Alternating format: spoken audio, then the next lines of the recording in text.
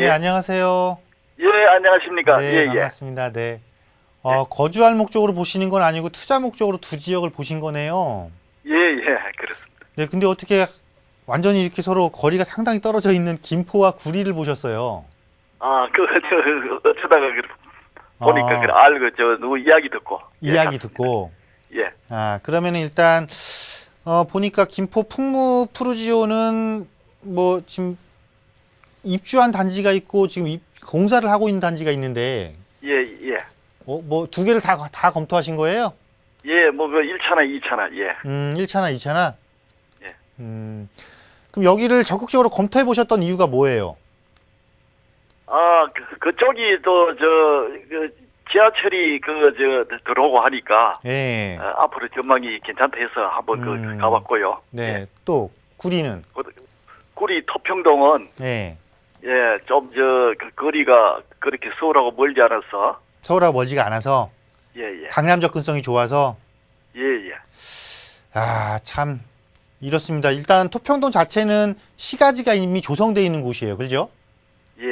그리고 풍무동 같은 경우는 지금 새로운 지금 택지지구가 계속해서 지금 개발을 하고 있는 곳이고, 그죠? 예. 그래서 일단은 이렇게 서울 것이 아니고 지금 외곽 지역 것을 비교하시는 거란 말이에요. 그럼 외곽 예. 지역 것을 비교하실 때는 결국은 지역 대 지역을 봐야 되고, 그러니까 같은 경기권이어서도 서울의 접근성을 기반으로 한 큰 지역과 즉 김포와 구리의 특성을 봐야 되고, 그 다음에 내가 본 단지의 세부적인 지역의 특성을 그러니까 2차적으로 보셔야 되는 거거든요. 예. 그러면 자 일단 한지도에 나타낼 수가 없네요. 거리가 좀 멀어서. 자 이렇게 볼게요. 자 구리의 특성, 이 지역의 특성을 먼저 보자고요. 잘 알고 계신 것처럼 강남의 접근성이 좋아요. 그리고 또 하나의 또 특징이 뭐냐면 8호선 연장이잖아요. 예. 그죠? 8호선 연장되면서 가까운 쪽에 이제 8호선 역이 들어설 예정이고, 그러면 역을 이용하는데 그렇게 불편할 것 같지는 않고, 단지 이제 한 가지 흠이라면 여기는 이제 기존 도심으로서 강남 접근성이 좋아진다라는 큰 특징은 있지만 지역적인 선호도가 얼마나 높아질지는 아직은 퀘스천이다. 왜냐하면 그 위쪽을 가서 보시게 되면 이 구리나 남양주 쪽에서 지금 진행되고 있는 대형 택지 개발 지구들 있잖아요. 예. 이 택지 개발들에 대한 관심은 상당히 높아지면서 기존 도심에 대한 수요자들도 이 택지 개발 쪽으로 이 도심이 완성되면 이동할 확률이 상당히 높아졌다라는 거예요. 예. 수요의 이동이 발생할 수 있다는 것이죠. 왜냐하면 이 지역에서 이 지역으로 오는 유입 수요를 어디서 지금 다 받아주고 있는 거냐면 새로운 신도시에서 받아주고 있는 거고, 근데 유입 세대가 새로운 신도시를 넘쳐날 수 있는 것이냐, 그 정도 수요까지 못 들어갔을 때는 결국은 내부적인 수요자들도 이동을 해준다라는 것이에요. 그래서 물론 지금은 전체적인 지역적인 개발이 이루어지고 8호선 연장선에 대한 기대감이 있기 때문에 가격 상승이 일정 부분 이루어졌지만 얼마만큼 추가적으로 이루어질지는 이제부터는 조금 더 고민해봐야 될 지역이다라고 보여지고요. 예. 다음으로 이제 김포잖아요. 예. 김포 같은 경우도 사실은 접근성은 마찬가지입니다. 그래서 우리가 일반적으로 부동산을 선택할 때 서울에 대한 접근성을 고려를 할 때 가장 좋은 접근성을 강남 접근성이라고 그러잖아요. 예. 그래서 강남 접근성이 좋은 곳에 같은 서울 내에서도 실질적으로는 강남 접근성이 좋으면 좋을수록 주택 가격이 높은 성향을 보이고 있고, 경기도 또한 강남 접근성이 좋은 곳이 주택 가격이 훨씬 높은 걸 특성을 보이고 있는 건 마찬가지죠. 근데 왜냐면 여기가 완벽하게 이제 직주 근접도 갖추고 있고 사실상 소득 수준이 높은 거주자들이 많이 있기 때문이거든요. 그럼 이제 김포 같은 경우는 사실 강남 접근성은 너무 멀어요. 너무 멀고, 이 김포의 특성은 어떤 특성이었냐면 서울 서남권에서 비싼 주택 가격을 피한 수요자들이 이주해 온 곳이 주로 김포 부동산 시장의 특성이었거든요. 그런데 이것이 앞으로 이제 바뀌게 됐습니다. 이게 지금 어떻게 바뀌고 있는지는 아실 거예요. 그죠? 듣고 계세요? 예, 예. 네. 이걸 눈여겨보셨던 건 사실 마곡지구를 기반으로 해서 눈여겨보셨지 않을까 예상이 돼요. 그죠? 예. 그또 여기 이제 김포 도시철도 연장되면서 관심 가진 단지가 역세권으로 바뀌니까 관심 가졌고, 그래서 여기는 무엇이냐면, 자, 강남 접근성은 못 갖췄다. 강남 접근성은 못 갖췄지만 서울에서 전혀 새로운 기업 도시라는 곳에 접근성을 갖췄다라는 거예요. 우리 기업 도시라는 게 익숙하지 않잖아요. 그죠? 예. 기업 도시가 익숙한 건 어디였냐면 지방 쪽이었단 말이에요. 지방의 산업단지 주변에 도심이 형성되는 거에 익숙했는데 서울에서 그것도 서울 내에서 지금 기업 도시라는 거예요.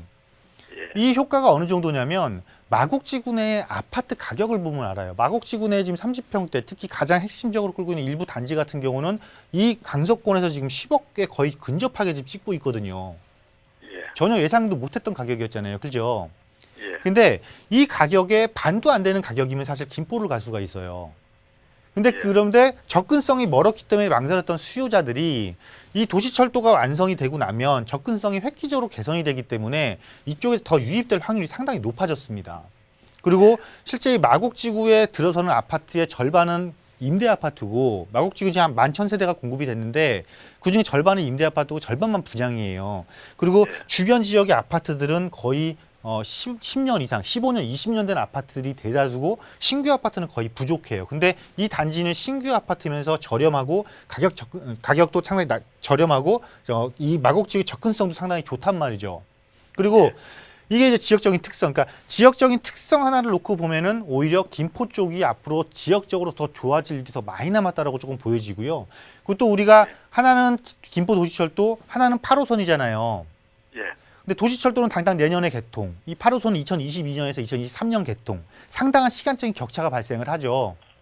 예. 그럼 시간적인 격차가 발생을 했을 때는 이 시간적인 격차에 따라서 내가 한 번 더 턴을 할 수 있는 기회가 발생을 한다는 것이거든요. 이거를 봤을 때 일단 김포 전체적인 걸로 김포가 조금 더 우세. 그리고 세부적으로 들어갔을 때는 앞서 우리가 구리는 봤지만 이미 기존 도심. 그다음에 이곳은 어떤 도심? 보시게 되면 이제 조성을 하고 있는 곳이잖아요. 그죠? 예. 조성을 하고 있는 곳이고 역세권을 중심으로 해서 역세권 쪽에 상업지역까지도 지금 계속 조성을 하고 예정이고 또 이 푸르지오만 지금 5,000세대가 넘고 아래쪽까지 하면 여기가 한 15,000세대 정도가 돼요. 그러니까 상당히 미니 신도시로서의 면모를 갖추고 있다. 물론 김포 한강 신도시가 있지만 한강 신도시보다 오히려 서울의 접근성이 훨씬 더 뛰어나면서도 모든 것이 다 갖춰지는 곳으로 바뀌고 있다. 또 학교까지 들어설 예정이고 그래서 지금 이 두 곳을 투자 가치도 만약에 비교를 하신다라면 저는 김포 쪽이 조금 낫지 않을까 싶어요. 예. 전혀 이렇게 어느 쪽이 낫다라고 이렇게 혹시 구리 쪽에도 관심이 가져셨던 거예요? 예, 예. 그래서 우리가 이렇게 보면 됩니다. 항상 지역과 지역을 비교할 때는요. 예. 일단 우리가 처음에 먼저는 이제 김포시하고 구리시를 비교한 거잖아요. 예. 그죠? 그럼 이 지역적인 특성, 이 지역이 어떻게 바뀌는 큰 그림을 먼저 보셔야 되고요. 다음으로 여기서 이제 어디를 보셨어요? 풍무를 보신 거고 여기는 토평을 보신 거잖아요. 예. 그러면 우리가 부동산을 지금 구입해서 내가 투자로 접근했단 말이에요. 그럼 지금 구입해서 미래 가치가 더 높아질 수 있는 곳을 구입해야 맞는 거잖아요. 그죠? 예. 그러면 한 가지 조건만 좋아지는 것이 한 가지 조건이 좋은 것이 있고 막 두세 가지가 좋아지는 곳이 있어요. 그러면 한 가지만 좋아지는 곳의 가격 상승폭이 클까요? 아니면 두세 가지, 여러 가지가 좋아지는 지역이 가격 상승폭이 클까요? 여러 가지죠. 여러 가지죠. 그걸 놓고 판단하면 돼요. 그래서 지금 전체적으로 봤을 때는 김포냐 구리냐를 놓고 이 지역적인 특성만 놓고 봤을 때는 크게 나무랄 것이 서로가 없는데 결국은 풍무냐 토평이냐를 딱 들어왔을 때 갈라진다라는 거예요. 예. 그러면 풍무는 지금 제가 토평 아까 말씀드렸고 풍무 말씀드렸지만 아무래도 풍무 쪽이 지금 여러 가지 호재가 지금 복합적으로 반영되고 있잖아요. 그죠? 예. 그래서 토평 쪽, 풍무 쪽으로 좀 들어가시면 될 것 같고 진입 시기로는 조금 지연시켜도 되지 않을까 싶어요. 지금 진입하시는 시기로는. 예, 예. 그거는 이제 어떤 의미에서 그렇습니까? 왜냐면 지금 임대사업자에 대한 인센티브 제도가 아직 지금 발표를 안 했잖아요. 오늘 주거복지 로드맵은 발표를 했는데 예. 지금 다주택자들이 아직 망설이고 있어요. 그런데 결국은 어쨌거나 내년 4월 이후부터는 다주택자에 대한 중과가 확실해지기 때문에 심리적으로 압박을 받아요. 내가 해당이 안 되는 지역임에도 불구하고 심리적으로 압박을 받고 시장이 침체가 되기 시작하면, 그러니까 보합을 유지하기 시작하면 지금보다 거래량이 조금 더 줄 것이고 처분하고자 하는 수요자들이 조금 나타나기 시작하거든요. 공급자들이. 그럼 그 시장을 노릴 필요는 있다는 거죠. 물론 김포와 구리는 여기에서는 중과가 해당되는 지역이 아니지만 결국 심리적으로 흔들리게 되면은 전체적인 시장은 보합으로 조금 전환될 확률이 높다. 그러니까 지금의 상승폭이 약간 정체될 확률이 높으니까 이때까지는 조금 기다려볼 필요가 있지 않겠냐라는 거예요. 근데 그 시간이 길지는 않을 거예요. 길어봐야 내년 한 1, 2월쯤이거든요.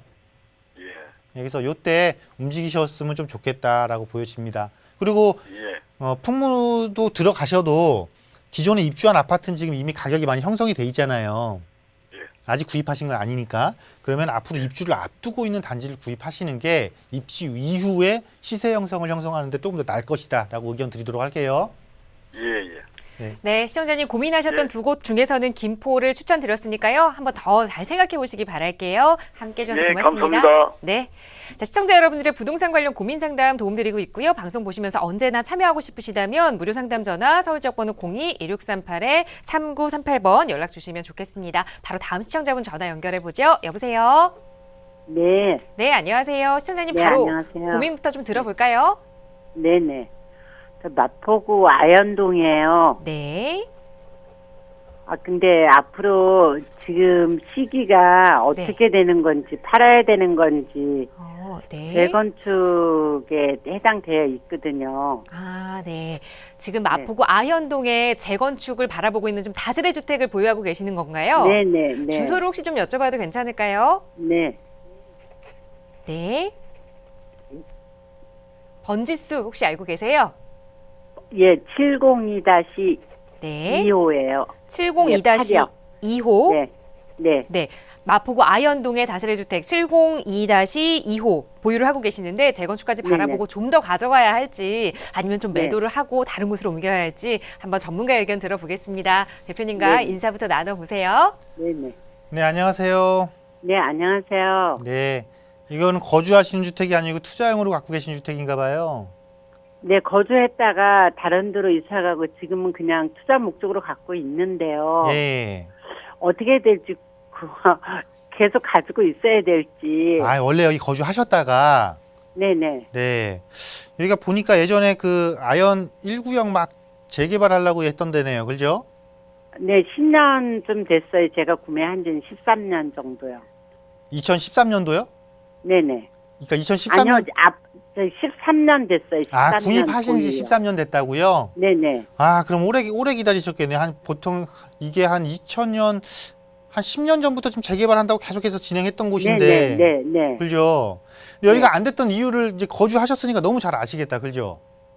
그 자세한 건 몰라요. 거기 사는 도중에 나왔어요. 네. 여기가 보면 네. 사실은 이미 여기 이 구역이 상당히 원래 크게 진행됐었어요. 네. 크게 진행이 됐었는데 결국은 가장 큰 문제가 뭐였냐면 네. 여기가 작은 지분이 너무 많은 거예요.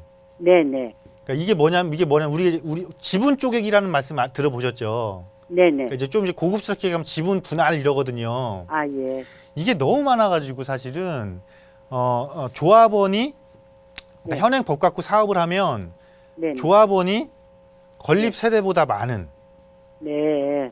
이렇다 보니까 이게 사업이 안 돼서 결국은 요 나머지 딱 해서 여기 보면 입주한 아이파크 단지 아마 있을 거예요 여기. 네. 거기만 별도로 분리를 해서 그러니까 이 지분 분할이 거의 많이 안 된 구역만 분할해서 재개발을 했고 여기는 네. 지금 남아 있어요. 남아 있는데 네. 어쨌거나 여기를 계속해서 풀으려고 노력을 하는 것 같아요. 그래서 네. 여기 아마 추진이 사무실이 제가 알기로는 한 4, 5년 전에 생겨가서 지금도 운영을 예, 하고 예. 있는 걸로 알고 있거든요. 네, 현재 예. 예, 그래서 계속해서 노력을 하더라고요. 그래서 여기에 이제 희망을 준 게 어디냐면 아현 2구역이거든요. 아현 2구역. 네. 아현 2구역도 처음에 여기처럼 조합원이 너무 많아서 건립 네. 세대하고 조합원하고 똑같은 거예요, 이게. 네. 그래서 사업을 못 했는데 어쨌거나 풀었어요. 서울시하고 협의를 해서 왜 역세권이라는 장점을 내세워서 네. 이쪽에 소형 주택을 좀 많이 공급을 해서 세대수를 늘리고 이렇게 하겠습니다 해서 풀어서 결국은 됐어요. 여기도 지금 제가 알기로는 이 충정로역 이 역세권이잖아요. 되게 번화한 네, 네, 역세권이잖아요. 네. 이쪽에 아마 최근 정부의 트렌드에 맞는 오늘 또 정부에서 발표한 거 보면 청년주택 공급해야 됩니다. 자꾸 막 이러잖아요. 예. 그래서 현재 지금 그렇게 방향을 잡고 있는 걸로 제가 알고 있거든요. 네. 이쪽에 우리가 청년주택 공급해드릴게요. 우리 부지 내드려서 그러니까 우리 네. 거 용적률을 조금 올려줘서 종상향화 시켜줘서 네. 재개발 가능하게 해주십시오. 좀 이러고 있어요. 네. 그래서 제가 보기에는 이 지역은 지역적인 입지는 너무 좋잖아요. 그죠? 예. 도심 한복판이고 네. 그리고 또 내가 원래부터 갖고 있었던 거고 네. 이렇게 생각할게요. 서울 시내에서 그것도 서울 도심에서 네. 서울 도심에서 앞으로 주택을 공급할 수 있는 방법이 네. 무엇인가? 네. 라는 것을 우리가 딱 고민을 했을 때는 재개발, 재건축 아니면 답이 없어요. 그죠? 네. 근데 재건축은 아파트로 딱 정해져 있잖아요. 그죠? 네. 그렇지 않고는 이제 나머지 노후된 주택가를 재개발해서 공급하는 방법밖에 없다라는 것이 예, 그래서 예. 서울 도심권의 노후도를 충족한 개발이 가능한 지역들은 지금 현행법 갖고 풀지 못하더라도 결국은 미래 가치는 갖고 있다라는 것이에요. 그래서 네네. 저는 처분하지 말고 그냥 어차피 갖고 계신 거니까 예. 그냥 보유하셨으면 좋겠어요. 아, 예. 감사합니다. 네, 이거 끝까지 지키세요, 그냥. 예.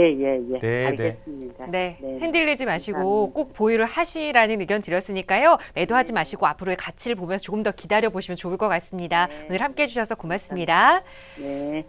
네, 시청자 여러분들의 부동산 관련 고민 상담 도움 드리고 있고요. 언제나 방송 보시면서 나도 좀 해결하고 싶은 고민 있다 하신다면 주저하지 마시고 저희에게 연락 주세요. 무료 상담 전화 이용하실 수 있습니다. 서울 지역 번호 02-2638-3938번 활짝 열려 있고요. 또 100원의 유료 문자 샵 3989번으로 내용 보내주셔도 전문가들이 친절한 내용 상담 도움 드리도록 하겠습니다.